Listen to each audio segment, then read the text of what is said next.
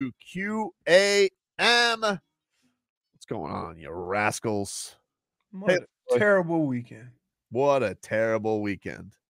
Flacco Weekend. Flacco went Flacco.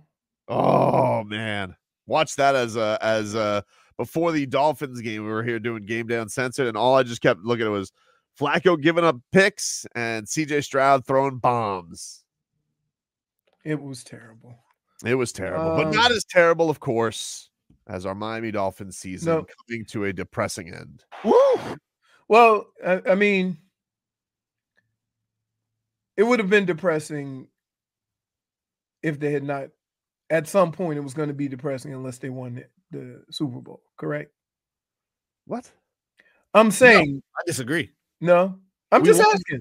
Let's say we win this week, but first lose of all, to Baltimore. No. First of all, you said going into this weekend, if they lose to the Chiefs, it's a failure. So yes, this season's a failure. No, but here's why it's hard for me to do that. Even though before the season I would say yes, is that the circumstances, and I'll say this. As bad as that defense was, they kept you in the game. Kept you in the game. Right. They kept doing that. They, the Baltimore game notwithstanding, like the Bills, the last 2 weeks, they kept the Dolphins in the game to have opportunities, and the offense completely pooped the bed. And if you notice, it's the same thing that I kind of explained in each of these incidents, each of these situations. And that is, they're close. They come out at halftime.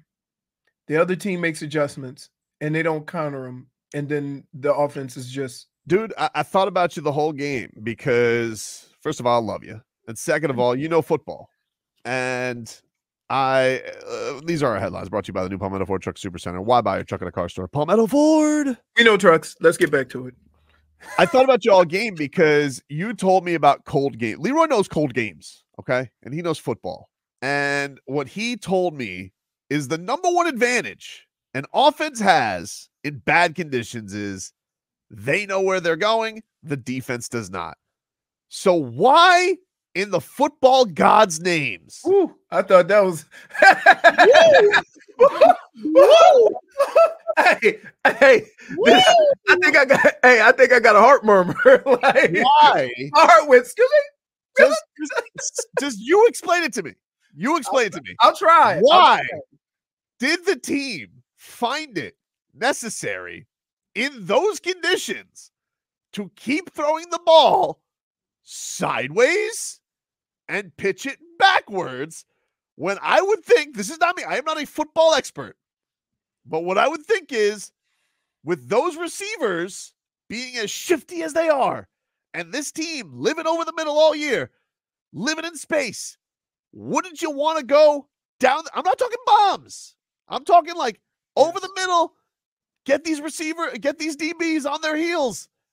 I know they were a little physical, but all the time, you're going to give them head starts to run towards your guys who are going to be waiting for the ball like this on the sideline.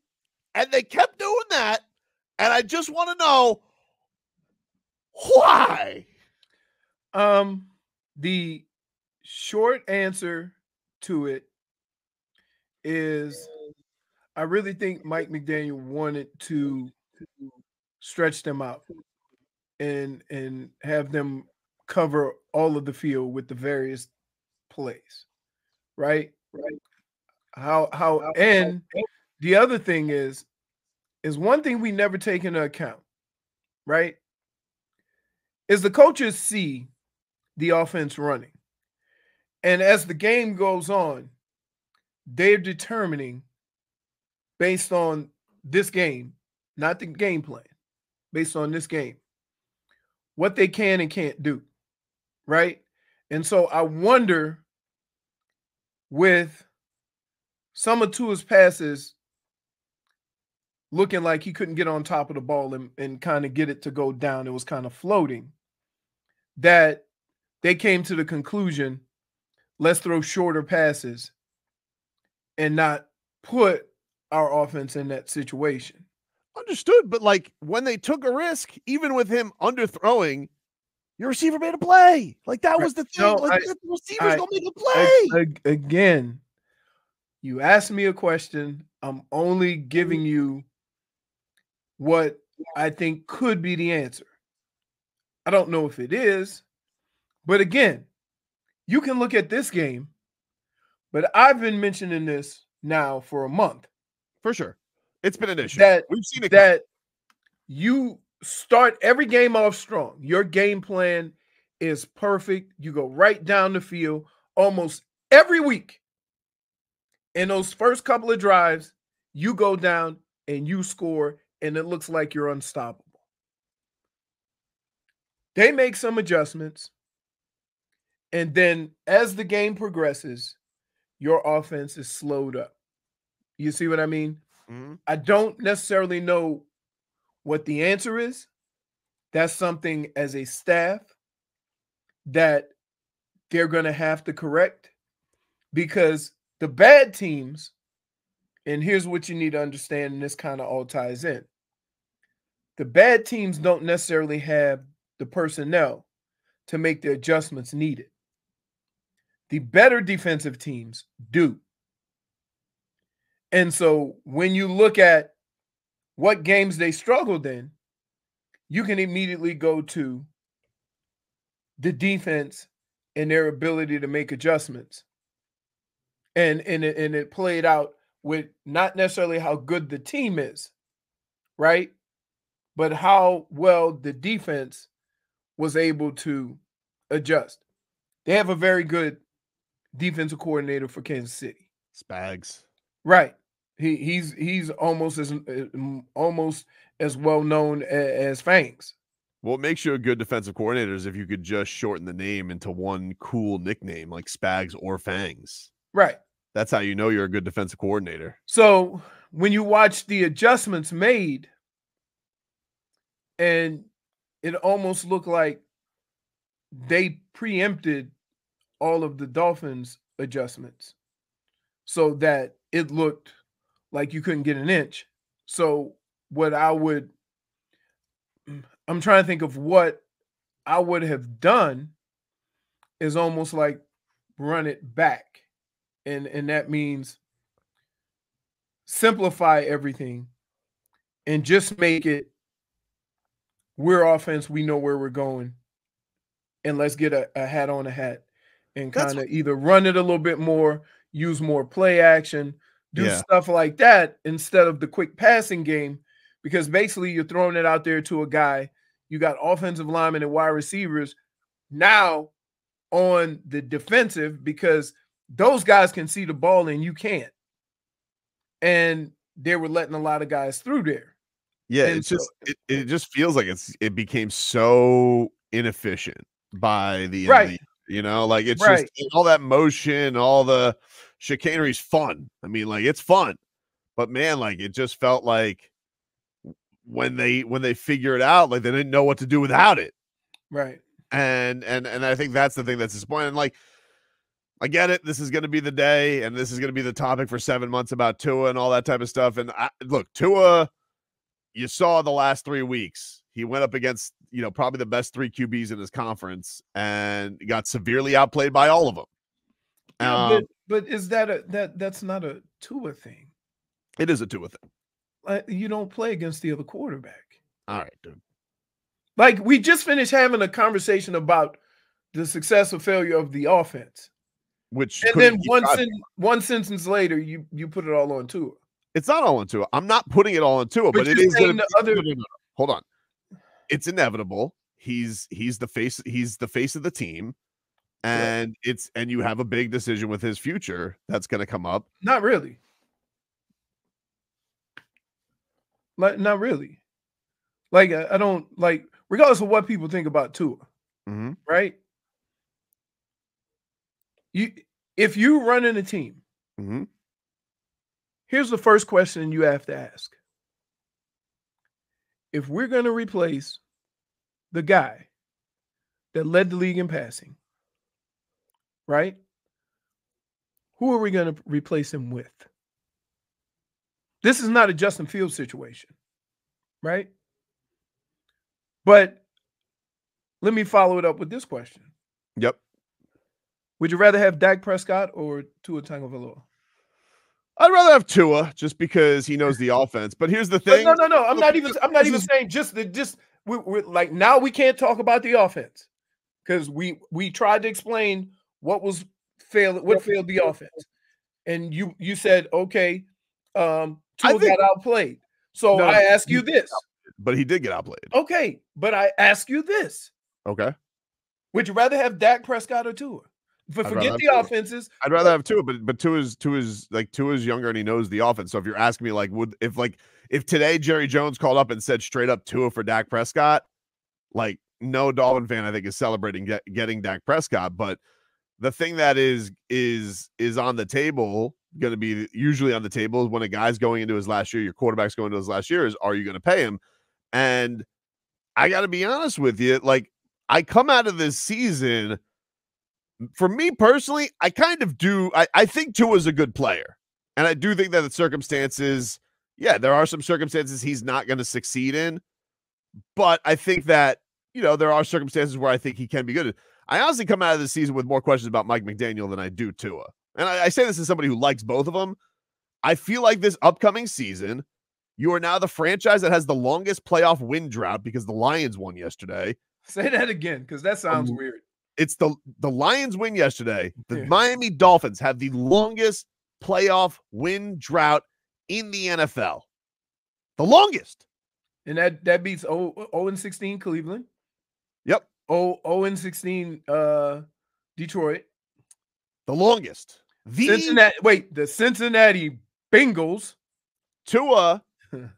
There's only two quarterbacks now in that class, with Jordan Love winning yesterday. There's only two quarterbacks that haven't gotten a playoff win from that class. I think the proper thing is you gave Tua his fifth-year option. Let him play it out. Lamar Jackson played it out. You made Christian Wilkins play it out. He's not going to hold out on Mike McDaniel. He ain't going to hold out on him. But, and guess what? And that's fine. But again, I get everything that everybody says about Tua. What does it say about your organization or your fan base if you say there's a better option out there than a quarterback that led the league in passing? There's not a better option. There's not. That's not like any Dolphin fan that wants to go get Kirk Cousins off a torn Achilles or Russell Wilson, or I don't know what you're doing. But is it fair to, I honestly think that Stephen Ross probably looks at these guys and like, yes, there was improvement this year. You got to 11 wins. Holy crap, did they fumble the bag at the end of the year, because they should have been in a much better position.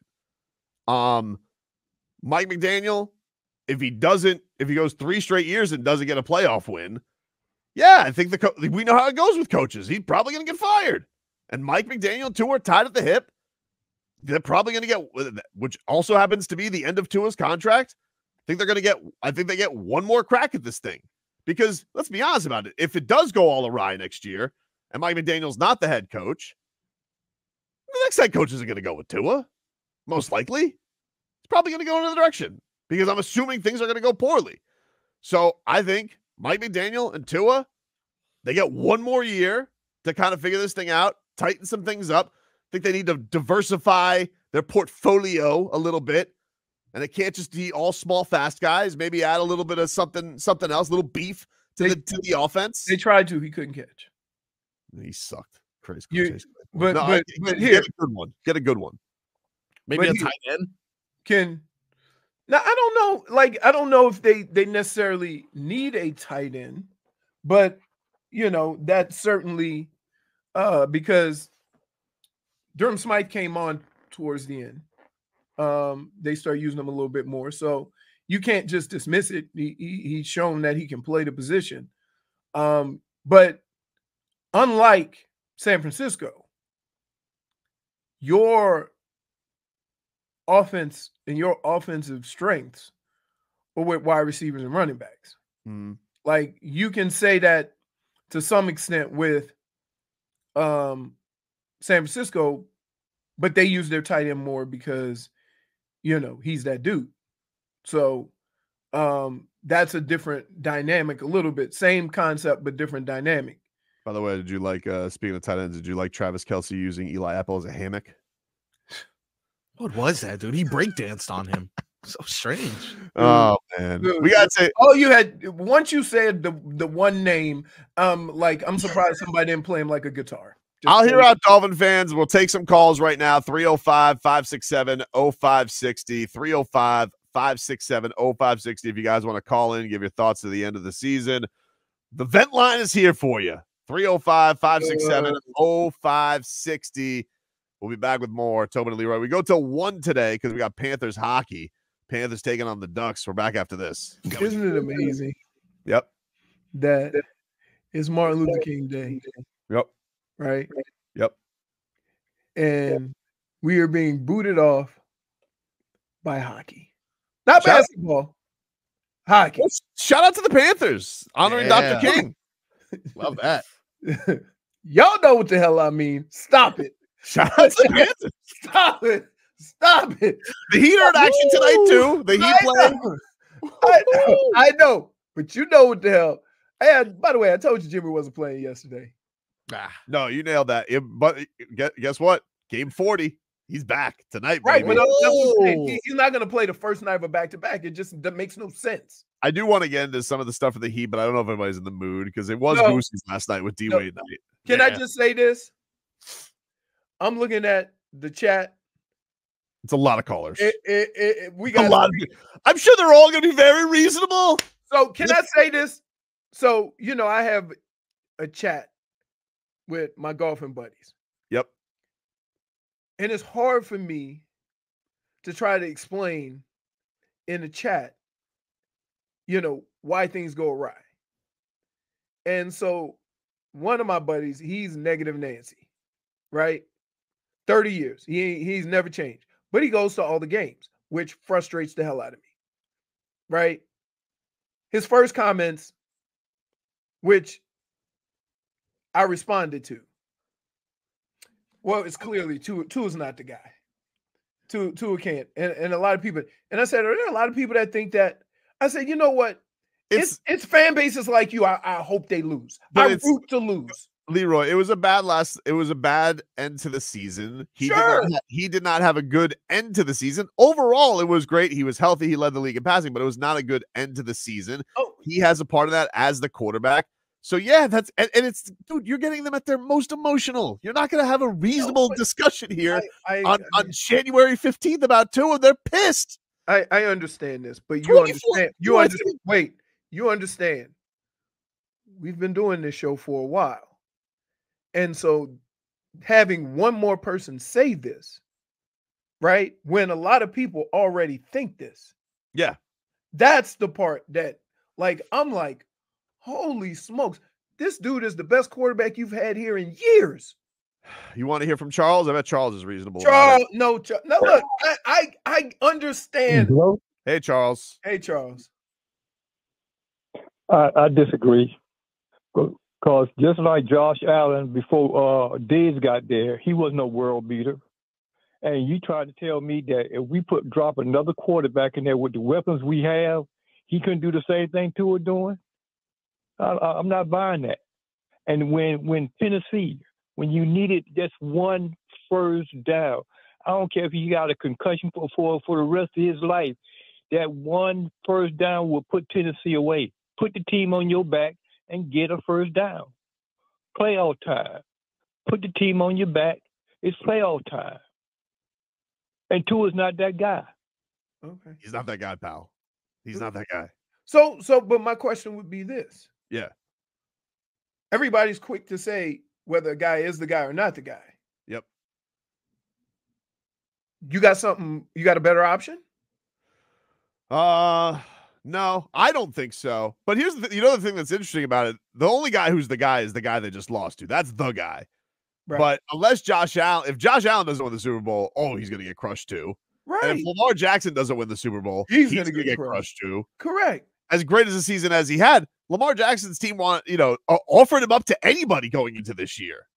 And keep in mind, Lamar Jackson only has one playoff win also.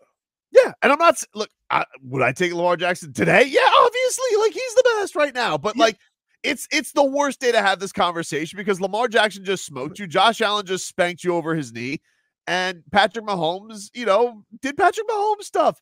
But the thing that's depressing about it, I think the Dolphin fan looks at all three of those guys and says, "Well, Tua's not that because just physically he's not that." Yes, agreed.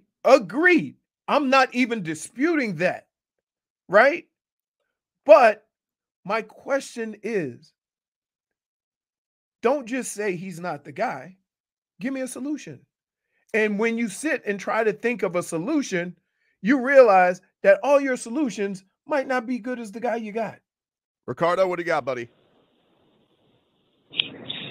Ricardo. Good morning, guys. Hey, First, buddy, how are you? happy Monday. Happy Monday. Yeah, happy Monday, but miserable Monday.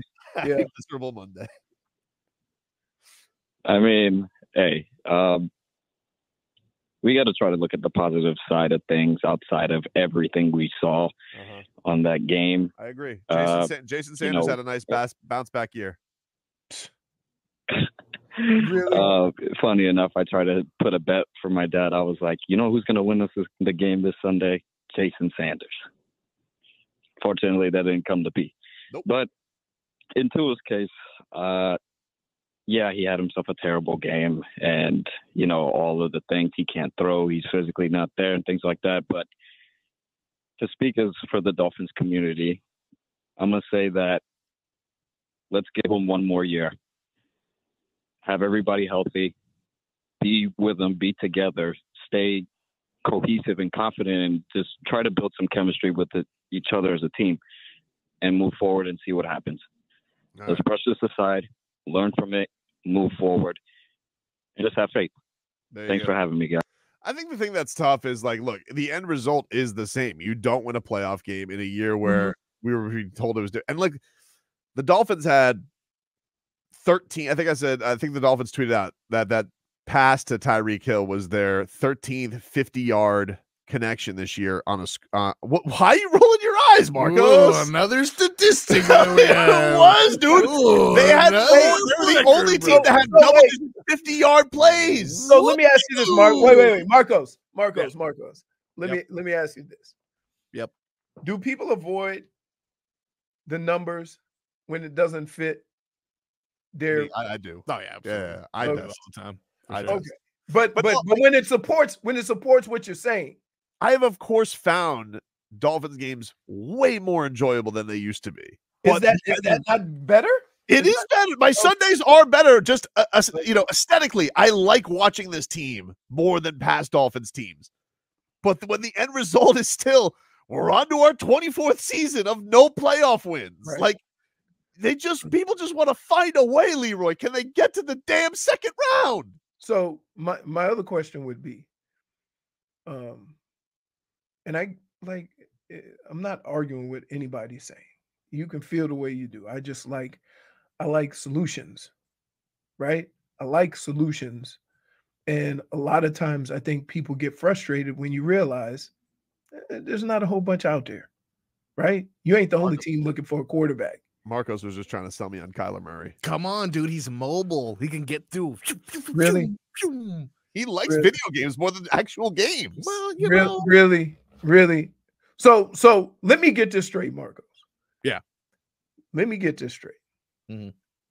A guy who's been way more banged up than Tua, right? Yeah. You think he gives you a better chance than Tua throwing the football? Throwing the football, maybe not, but he can also run. I'll take off some of Tua's accuracy for some of Kyler's mobility. He's a twitcher. Yeah. Oh my god. Good follow too. I can't even get into Tua's household, and he's on Hard Knocks. Oh my god. Matt, what's going on, dude? Hey guys, I just want to say I'm not a Dolphins fan, so I don't have a dog in the race. But this is mostly directed towards Leroy. Leroy is always on here defending stats about Tua. Even if you look at the Dallas game, he put Jason Sanders in position to do what? Take 5 50-yard field goals? Are we really going crazy over that? You cannot sit here and tell me that you don't see the limitations in the guy's game. He shows the limitations in every game. He showed it this week in Mike McDaniel's game plan, was scared to throw the ball downfield because he knew his QB couldn't do it. Nobody's asking Tua to be Mahomes or Josh Allen or Lamar. The Dolphins didn't draft him thinking he's that. The Dolphins knew exactly what he is, and you don't have a replacement for Tua right now. But if you get to the second round and Michael Penix is there, that's a beautiful pick to put behind him. Look at the Chiefs did it with Alex Smith. The 49ers moved on from Jimmy Garoppolo. The Eagles moved on from Carson Wentz. This is stuff that happens all the time. A guy can only take you so far sometimes. And if you're looking at Tua as the problem, that's where it is. You can go into Mike McDaniel and other things, but let's be honest with ourselves and our assessment of the QB here. All right, appreciate it, man. Well, here's the deal. We can't sit here and start the show, and I've started the show on a number of occasions saying, I don't like the offense that they're trying to run in the second half. The other team seems to get the advantage with the adjustments. And then say, Tua's got to put the team on his back. And, like, it goes hand in hand. It is. Like, well, that's the thing that's frustrating about it, is because, like, I do feel like Mike McDaniel has had a huge part in revitalizing Tua. While at the same time not making adjustments and costing. I also have more questions about him. I feel like I have a good grasp of what Tua is. And I don't think that he's the best quarterback in the league, but I think he's got some really elite skills. I got a lot of questions about Mike. And I love the guy. He's weird, he's quirky, he's different, but he's also a first-time play caller. He's been doing it for a couple of years now. He's got all these long-ass plays and motions. Tua's talking about communication issues. And he seems to get out schemed a lot. They seem to kind of get hip to his game. So if I have a bigger question, honestly, with this team over the last, I don't know if it is Tua. I think it's the coach. But I think it's the second half adjustments, right? The second half adjustments don't seem to because here's what happens. All right, here's what happens in a game. And I'm gonna tell you from an offensive standpoint. When you have success early, right? All of the plays that spin off the plays that you had success on, you usually stay one step ahead of the defense. So you have success throughout the whole game, right? Because your adjustments to the plays that they think you're going to continue to run counter those adjustments. When you come out in the second half or late in the first half and the other team adjusts and you have nothing, that's when I have questions. Listen, I saw Tua make some stinkers of throws. I'm not gonna lie, right? He threw a ball into the stands. Right. He had as many touchdown passes to Dolphins as he did to Chiefs fans. Right. He had an awful game. That being said, right? That being said, this is not a problem that is just right now. I've said something about this for about a month. And it only rears its ugly head when you play the good teams. That's why the record is what it is against good teams. Now, we can talk about the Dallas win, and we said, Tua got him down the field. That's an accurate assessment. But now, more importantly, we're going to look back and say, well, Dallas wasn't that good. True. We'll take a quick break. If you are on hold, we will get you. A ton of people want to give their takes in. 305-567-0560. That is your line to get to us. Back after this.